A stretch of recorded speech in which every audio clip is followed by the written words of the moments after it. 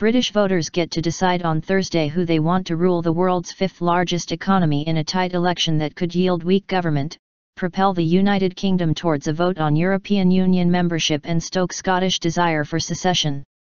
Prime Minister David Cameron's Conservatives and Ed Miliband's opposition Labour Party have been neck and neck in opinion polls for months, indicating neither will win enough seats for an outright majority in the 650-seat parliament. "This race is going to be the closest we have ever seen," Miliband told supporters in Pendle, in northern England, on the eve of the vote. "It is going to go down to the wire." Cameron said only his Conservatives could deliver strong, stable government, all other options will end in chaos.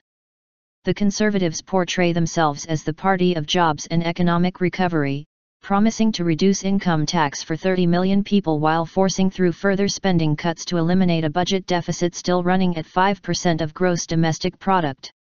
Labour says it would cut the deficit each year, raise income tax for the highest 1% of earners and defend the interests of hard-pressed working families and the treasured but financially stretched National Health Service. If neither wins an overall majority, talks will begin on Friday with smaller parties in a race to strike deals. That could lead to a formal coalition, like the one Cameron has led for the past 5 years with the centrist Liberal Democrats. Or it could produce a fragile minority government making trade-offs to guarantee support on key votes. British stock and bond prices were moderately higher on the final trading day before polling, with election jitters still failing to register any significant investor selling. The pound was slightly weaker but remained within the relatively tight trading ranges seen over the past 3 months. "What is important to us is clarity as soon as possible," Andrew Whitty, chief executive of GlaxoSmithKline, Britain's sixth-largest company by market value, told reporters. United Kingdom. Of 7 opinion polls released on the last day before voting, 3 showed the two main parties tied. 3 put the Conservatives ahead by a single percentage point, and 1 gave Labour a 2-point lead. Leading pollster Peter Kellner of YouGov predicted the Conservatives would end up with 284 seats to Labour's 263, with the Scottish Nationalists on 48, Liberal Democrats 31, the anti-European Union UK Independence Party, UKIP, 2, Greens 1, and Welsh and Northern Irish parties 21. If that proved correct, either of the 2 big parties would need support from at least 2 smaller ones in order to get laws through Parliament. If a durable government could not be formed, Britain could face political instability and even possibly a second election. At heart, Britain's post-World War II political consensus, which saw the Conservatives and Labour take turns in government, is crumbling as once marginal parties in Scotland and England steal millions of votes from established parties.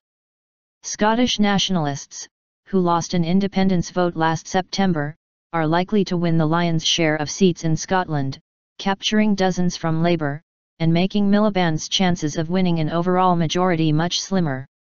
In England, UKIP has courted Conservative and Labour voters, but is likely to do most damage to Cameron's chances of a majority. Cameron has warned that Miliband will only be able to rule with the help of the Scottish National Party, SNP, a result Cameron has warned could place the United Kingdom in peril. Miliband has ruled out doing a deal with the Nationalists, despite their overtures to form an alliance against the Conservatives.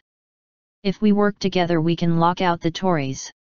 We will work with others across the United Kingdom, that is my pledge," SNP leader Nicola Sturgeon said in Edinburgh. If Cameron fails to win a majority, he could try to strike a deal with the Liberal Democrats, a repeat of the 2010 coalition, and possibly also with Northern Irish Unionists and UKIP.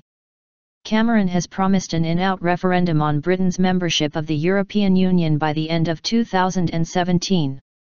Polls open at 6 a.m. for the United Kingdom's 48 million voters and close at 9 p.m.